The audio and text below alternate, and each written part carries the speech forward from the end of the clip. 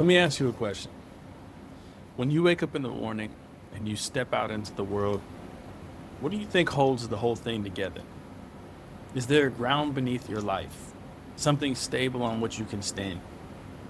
Or is the ground itself seeming to always shift, slip away, leaving you all to make sense as best as you can as to what this life is about? That tension and the struggle is a tension and struggle that Martin Heidegger and Jacques Derrida identified. One searched for the hidden ground of existence. The other showed that even the ground itself cannot hold. This is the story of being and why it still matters for us today. Hello and welcome back to another episode of Popular Philosophy, where we're continuing the theme of postmodernity. In the previous week, we discussed Husserl to Heidegger, and in this week, we're discussing some of the successors of Husserl and the Phenomenological Project, with now Heidegger to Derrida. So let's talk about Heidegger. Heidegger did not grow up in the halls of power. He was born in 1889 in a tiny German town, the son of a sexton. He grew up under the church steeple, literally, watching bells swing overhead and priests chant below. As a young man, Heidegger studied theology, but he quickly abandoned it. He didn't want simply to preach the doctrine. He wanted to ask, what lies beneath all doctrines? What makes them possible? This became his life's obsession, the forgotten question of what does it mean to be, or the question of being. In Being and Time, his 1927 work, Heidegger writes, "Do we in our time have an answer to the question of what we really mean by the word being?" He will insist that we didn't, and that we don't. For him, the modern world was drowning in science, technology, efficiency, but never stopping to ask, what does this all mean? And what is our being? Instead of treating humans as detached minds, Heidegger calls us Dasein. That is, we are beings thrown into the world that we did not choose, shaped by a history, a culture, and of course, our mortality. To exist is not to float above the world, but to care within it. Heidegger would often walk the Black Forest paths, notebook in hand, staring at fields, shoes, and farm tools. Being was not hidden in grand abstractions. It was in the ordinary. A pair of Van Gogh's peasant shoes, a silence in the woods. To exist is to be in the world and to ask again, what is the question of being? Now we move on to our figure that we have set up for this week. Jacques Derrida was born in 1930 in French Algeria, a Jewish boy under French colonial rule.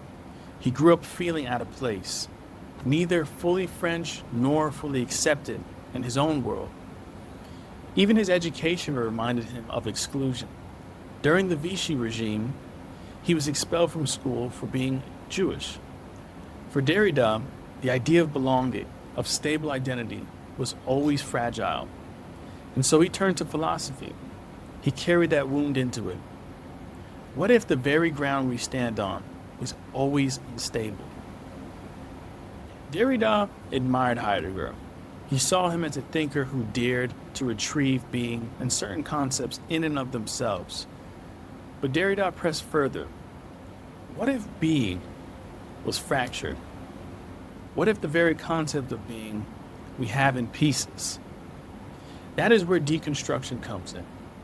For Derrida, he showed that every concept depends on what it excludes, a thought that is actually also present in Adorno's negative dialectics, which we can discuss more in detail later. But to return to Derrida, for him, every word gains meaning by differing from another.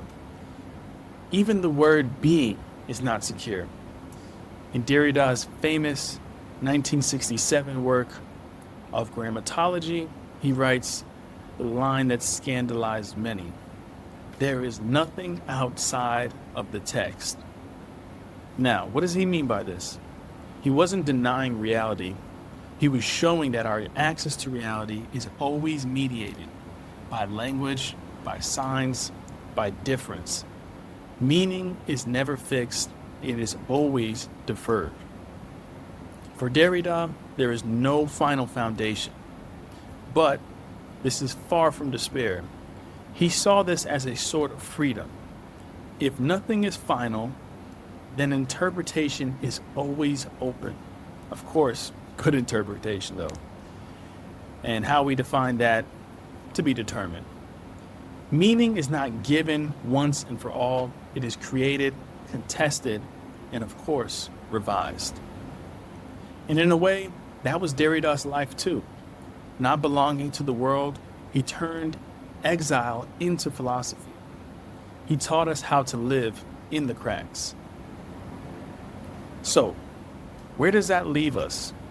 Heidegger, the villager, seeking to uncover the hidden ground of being in the earth and woods. Derrida, the exile, teaching us that even the ground itself is unstable and that we must live in the play of signs. Are we seekers of a hidden foundation or wanderers in an endless interpretation? Heidegger calls us to depth. Derrida summons difference. Both demand that we never live on the surface. Maybe the truth is not to choose, but to live in the tension, to see philosophy as an open question, a dialogue, and not a destination. And maybe that's the work of every human life, to keep the question alive, even when the ground shifts beneath our very feet. So, the next time you feel like life should be firm, should have a foundation, or when it feels like everything slips away, remember, you're already living the tension that Derrida and Heidegger had given to us. And that tension might be the very place where philosophy begins. Thank you all for joining me. I look forward to bringing you more content. If you found this video interesting, please like, comment, and subscribe. We look forward to bringing you more content in the near future.